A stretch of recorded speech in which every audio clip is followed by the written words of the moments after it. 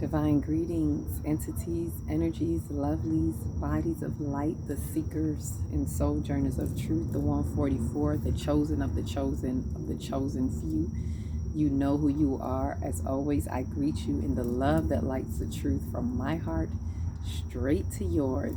I am Aquila, texturing in the divine energy essence of it all, reporting to you live from 5D, the fifth dimensional consciousness.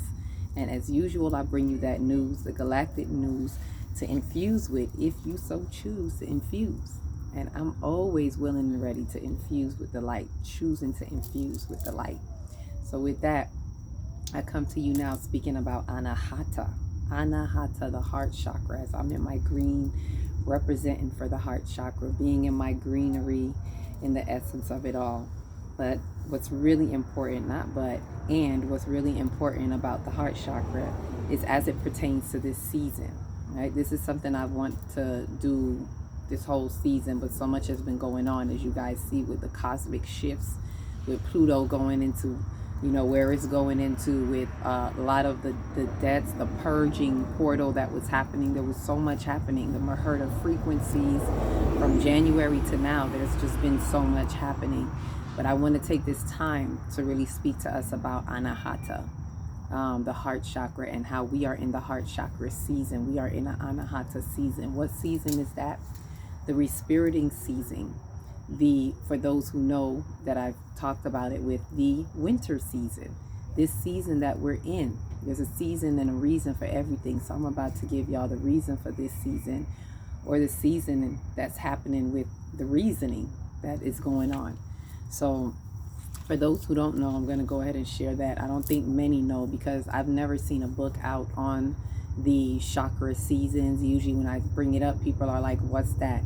And I was guided into that about 2 years ago in 2021. So just to give a little backdrop on that, so we understand where we are now in the heart chakra season. Always some interference.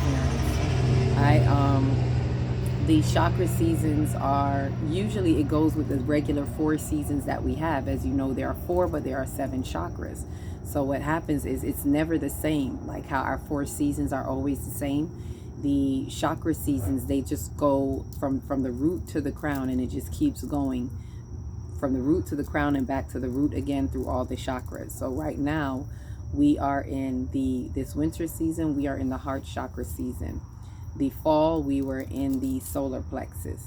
During the summer, we were in the sacral. During the spring, last year, spring, we were in the root, right? And before that, it was the crown and so forth. So as I say that, that's to let you know that the last winter season, because winter was before spring, so the last winter season, we were in a crown chakra season.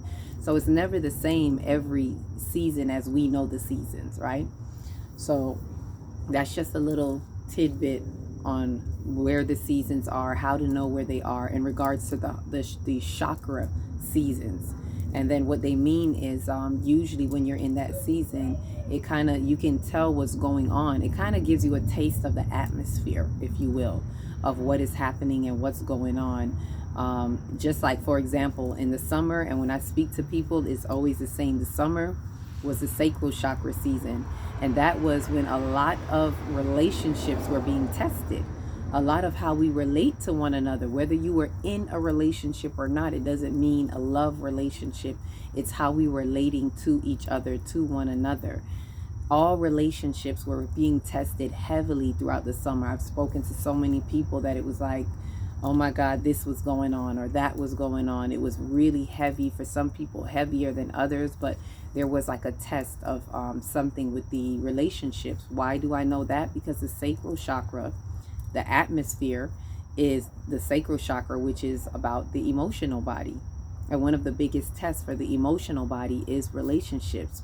Our emotions get thrown up and down based on how we relate to one another. You think about it and you'll see that it's very much true, right? So the heart chakra, where we are now, is the atmosphere is saying, grounding. It's a lot of grounding. It's a lot of grounding in the heart, being grounded and rooted in love and compassion, bringing us back to the heart, giving us the courage of the heart. A lot of us are being tested to build our courage, to have the courage of, like how they say, the heart of a lion, to have bravery, a brave heart, to build your heart, to be everything that the heart chakra is about. And this is why I really want to speak about ANAHATA, because I spoke of it before.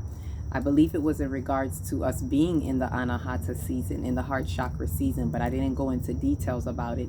And someone commented, and thank you so much for that comment, because it gave another aspect, another aspect of how we look at ANAHATA. And as I spoke about it, the comment was given that ANAHITA, and I'm not sure if it was a misspelling or maybe this is how it's said in another language, but ANAHITA means no heart, no soul. And then they went further on to say that they would call it Hridaya or Hridaya. I might be saying that wrong, but the spelling is Hridya, Hridaya, which is the heart chakra. So I don't know what language that is. They didn't specify, but I did like that other aspect of it. I like that input because it really meant one and the same. So what I said in that clip, I don't quite remember what they were responding to, but I know I was speaking about ANAHATA, and so they were going on to say that it means no heart or no soul, right? Which is what I guess they believe the heart chakra is about. ANAHATA means unbothered, right? And it really is ironic because a lot of times this chakra gets thrown out of alignment because we're bothered. Something bothers us. Something is annoying us. Something in our feelings. Usually, the heart chakra regulates our emotions. So it really is closely entangled with the sacral chakra, because if our emotions get stirred, it's going to affect our heart. So again, relationships, like the sacral chakra with relationships and things like that, it affects the heart. So I know a lot of our heart got triggered during the summer, and now we're in the heart chakra season. So now it's time to mend that heart, bring amends to that heart, to go to do what needs to be done to align the other chakras. But I really want to focus on the heart chakra and ANAHATA. So let me go into response of what was said to it being no heart, no soul, which is very similar. If it means unbothered, not if, it does. In Sanskrit, it means unbothered. So yes, it is the heart chakra. And what I said was that I know it as ANAHATA, meaning unbothered. And it's similar to what they were saying. It's very similar to no heart, no soul, in the sense that the unbothered, what is unbothered, is no bother to the heart, right? Which is no heart. So it makes sense why it would say no heart, because if it's unbothered, it's not a bother to the heart. So it's like saying no heart, no worries, no bother, not necessarily meaning no heart as in I have no heart, but I'm unbothered, so no worries to the heart. And if it doesn't bother the heart, then it doesn't bother the soul, right? So no soul, no heart, no soul. So again, not really necessarily meaning that you have no heart or you have no soul. Although if you are gravely blocked in this area, then yes, you have no heart and you have no soul. Therefore, if you have no heart, you have no soul, because the heart is a big part of the soul, right? Because the heart is actually the subconscious aspect of the mind and soul, right? Because the entire soul is comprised of the superconscious, the conscious, and the subconscious. The subconscious is the heart. The conscious is what we would call the mind or the brain, the thoughts, right? The subconscious is the heart and the feelings, and the conscious is the thoughts or the mind action, right? And of course, the superconscious would be some people may call it different things, but I call it the divine mind, the Christ mind, the I am that I am. That's your superconscious that we tap into when we have harmony between the conscious and the subconscious, right? But I digress. I don't want to go too much into the soul's consciousness. I really want to focus on ANAHATA. So to be, I further then went on to explain that to be, as in be evolved, be, to be ANAHATA, unbothered, no heart, no soul, is to not let extremities or external stimuli disturb or bother our internal center, our internal structure and center, which is our inner peace, right? Our center within our body, which is our life, world, and affairs. So we don't want to disturb our center as our inner peace that is within our body, right? Our soul and everything is within our body, and the body is your life, world, and affairs. So everything that happens in the external happens due to the way you are carrying your life, world, and affairs. So I say that because I really wanted to break down and explain what ANAHATA is for those who may hear it. You may even hear the meaning. Oh, I know ANAHATA, it means unbothered, right? And it doesn't mean to be unbothered in the sense of lying to ourselves either. Like, oh no, I'm unbothered. A lot of people say that. Oh, I'm unbothered. But it means that things happen to you and you feel it and you allow it to pinch your nerve. You allow it to bother you first so that you can transcend it and become unbothered. When you are truly in ANAHATA, everything that's going on around you can be happening, but you are unbothered in the sense that it doesn't shake you out of your peace. It doesn't shake you out of your internal structure, your internal center, the peace within your mind, the peace within your spirit, and the peace that we must hold within our soul.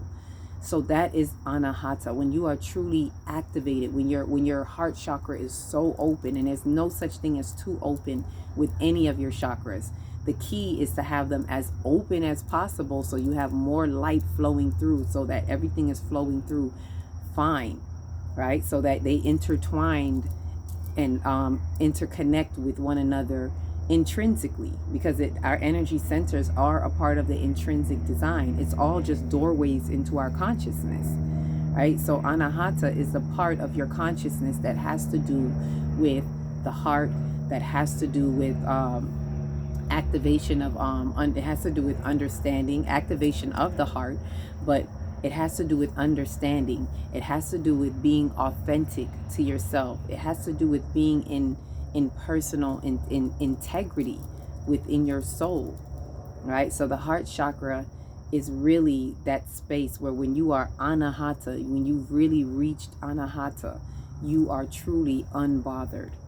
No heart, no soul. Not that you don't have one, unless you are in the lower aspects and you're truly blocked up. But if you are elevated and you have your heart activated to the highest degree, then you reach that stage of unbothered, and not running from things and avoiding things to be unbothered, but to actually be in your being, in your true essence of unbotheredness. And so this is where we've been at this whole winter season. We've been in the heart chakra, which has given us an opportunity to be unbothered with all these extremities. And this, what I wanted to say is, it was very needed. I spoke on this before we even hit this season, possibly sometime in December, when I was probably speaking on the ReSpiriting and things like that. But I was speaking of how we're really going to need to be in our heart chakra. So it really falls in alignment with this is how great our universe is. When I look at the symphony, the divine symphony of it all, everything that's happened in the energies and everything that's happening to help push us forward, help push us along. The heart chakra season really aligns well in the winter season. It aligns with us well in the sense of it is pulling us to be, unbothered. It's pulling us to be unbothered.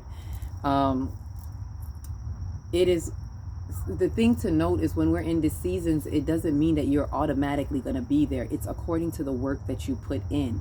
And it's letting you know that if you are aware of this, you can work towards it. You can focus on working on your heart chakra, reminding yourself, hey, I'm ReSpiriting. Reminding yourself to be grounded and rooted in love and compassion no matter what's going on. Allowing yourself to be so grounded in the heart, anchored in the heart, that you are allowing yourself to produce, if you will, understanding.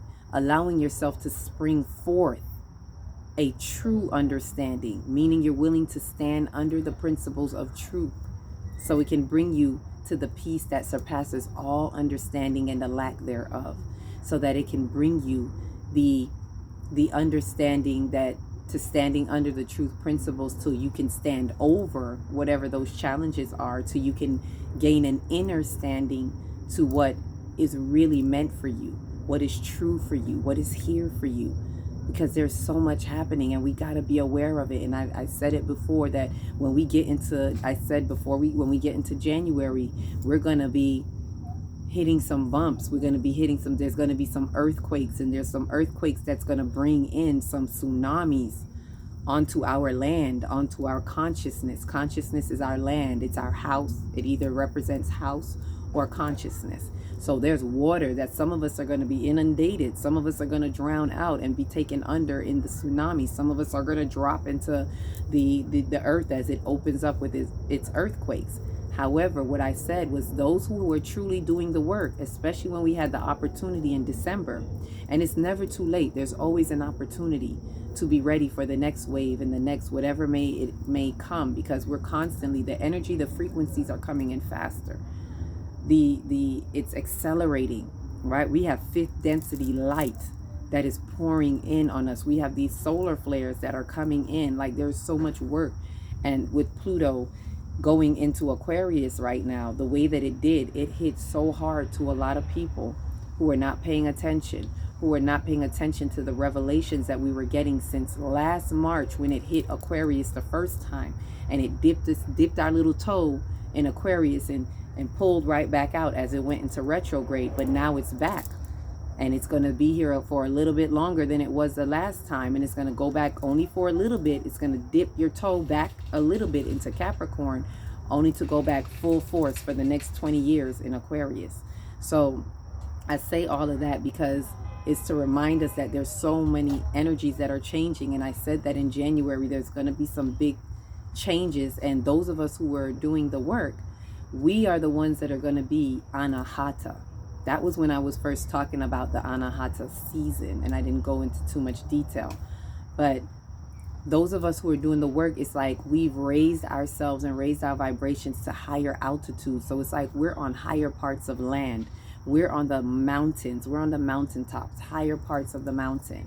So as we're up there, when the earth opens up, we're on a safe part of the land. Or when as I said it back then, was when the tsunamis come. This is the great thing about being on higher altitudes. When the tsunamis come, it's not going to touch us. We will see it. It's not like we won't be affected. We will see it. We will feel the earth shake a little bit, and we will see that tsunami coming, but it shall not come nigh thee.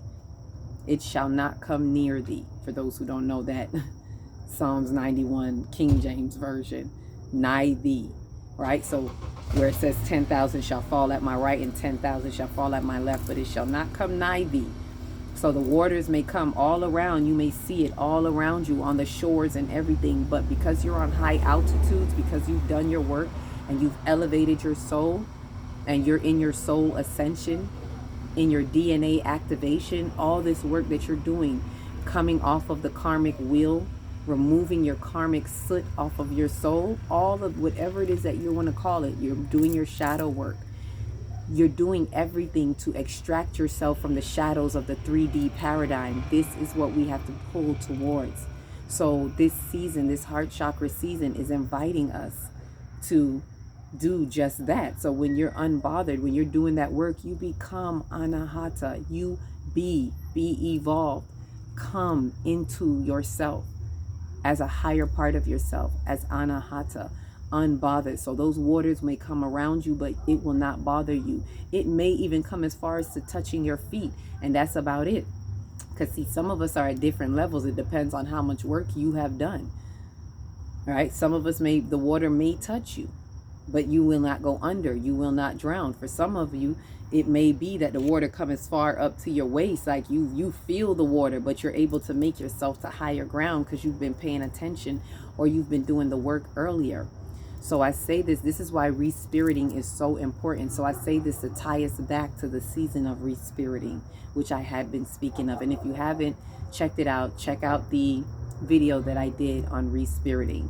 I would do my best to, as they say, put it down below. I still haven't mastered that yet. So I really need a techie person. But if I don't get to do it, check on and just look for Re-Spiriting by Akila Textry, Re-Spiriting the Soul. And I really broke down what that was during this season, this winter season, which is re-spiriting. Every winter season is a re-spiriting. Every winter season won't be the heart chakra season. As I've mentioned, last year it was the crown chakra season. But every winter season is an opportunity to ReSpirit. Those 3 months of winter, hibernation as nature does, is for us to really go within and practice death to the ego so that we can rise in our wisdom. Where the wise man, as the story says, brings the 3 gifts. So within those 3 months, we have an opportunity to gain those 3 gifts of understanding, insight, intuition that elevates you into your wisdom. And the heart chakra is right here with us. When you are working these principles, you're truly becoming unbothered. ANAHATA, right? Raise yourself to your highest. Activate that heart chakra. Eat heart chakra foods, like things that you could do. For those who may want to know, what are things I can do to raise my heart chakra? Look it up, Google it, YouTube it. Information is everywhere. We're in the age of information. We're in the age of the knowing. And it's not just about getting the information, but making it practical. We just had a full moon in Virgo. Making it practical. Bring in the practicality into the spirituality, right? So make it practical in what you do. Look up for yourself. Look up anything on the heart chakra. Ask question and say, hey, Google, what does it look like when the heart chakra is out of alignment? They will give you a list of things, or it will put you in the right direction. So look at what happens when the heart chakra is out of alignment. What makes the heart chakra go out of alignment? What are symptoms of the heart chakra being out of alignment? For those of you who have anything that's in the heart chakra area, if you have any issues with the heart chakra, meaning if you have circulatory issues, if you have blood clots, if you have have to pause. You could tell Jamaicans, I have to pause or else it sounds like a curse word. I have to literally break it up. If you have blood clots of the blood, if you have strokes, anything that has to do with the blood, being blocked up, anything to do with the hands, because this has to do with the heart chakra. The lungs, if you have respiratory problems, respiratory, ReSpirit. Take a deep breath. Breathing, that's a part of the heart chakra area. If you have any problems in this area, your arms, your shoulders, your heart, and your back, that is in that area of the heart, if you have any issues, then that is evidence within your body that is telling you, your body is speaking to you and saying you are out of alignment. And when it's chronically out of alignment in the mind, it starts to show up in the body, right? The body keeps the score. So these are just little ways that you can see you're out of alignment. What are things that you might have been doing? Unforgiveness, grief. Grief is one of the heaviest things that blocks the heart chakra, and unforgiveness. If you have judgment, whether it's self-judgment or judgment towards others, don't think because it's yourself it makes it any better. Matter of fact, because you have self-judgment, that's why you have judgment towards others. Okay, if there's any condemnation, self-condemnation or condemnation towards others, these things block the heart, right? So we want to free our heart. We want to practice forgiveness. Right now in this ReSpiriting season, I definitely invite you to look at your losses, whatever you consider a loss, because whatever that is, but best believe you have grief, and that needs to be worked out. You want to go through your stages of grief accordingly so you can reach acceptance. Right? And the 4 stages are anger, denial, bargaining, and then acceptance. So you want to give yourself a chance. Don't just try to throw away your grief. Go through the grief, right? If you have unforgiveness, you want to practice forgiveness. You want to practice forgetting the fear-based thoughts and feelings, the emotions that are tied to what you feel you don't forgive. It's not about that person. It's not about that situation. It is about you poisoning yourself with the fear-based feelings that you're holding. So these are just things that you can work on that I share with you. And I talk about these things in my workshop. If you're interested in any workshop, either DM me or leave a comment. I'm saying DM like I'm on one of the other platforms, but here on YouTube you can leave a comment, leave a message if you want me to send information to you, or on when I'm having the next workshop. I can let you know which the next workshop. It's not specific, it's working with all chakras, but the next workshop is in March, where I'll be doing the Divine Chakra Moon workshop. I do it quarterly. Every every 4 times a year, which is about every 3 months. So this one will be in March, and the next one won't be until June. So I invite you to get into a workshop. Sometimes I do personal workshops where we're not personal, but it is personal. It feels personal, where we're working specifically on that one chakra.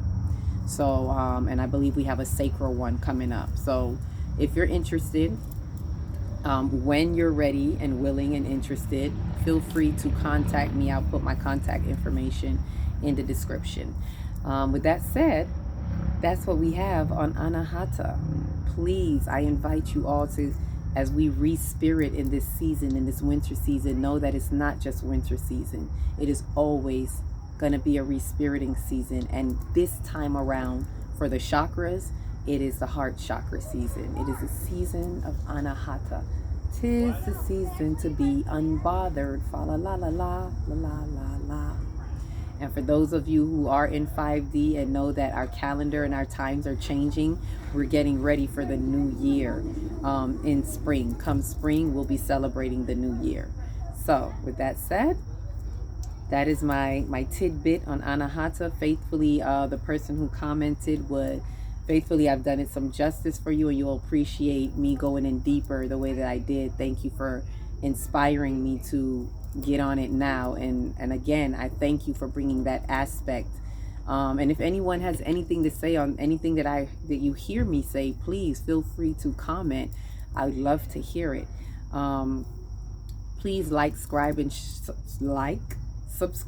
share. You can tell I always forget to say that, because I do this just to share the light. I really don't look for a big following, but if you like and you subscribe and you share and you comment, it helps the algorithms, and it helps it get to those who may need it, those of us who are looking for our soul tribe.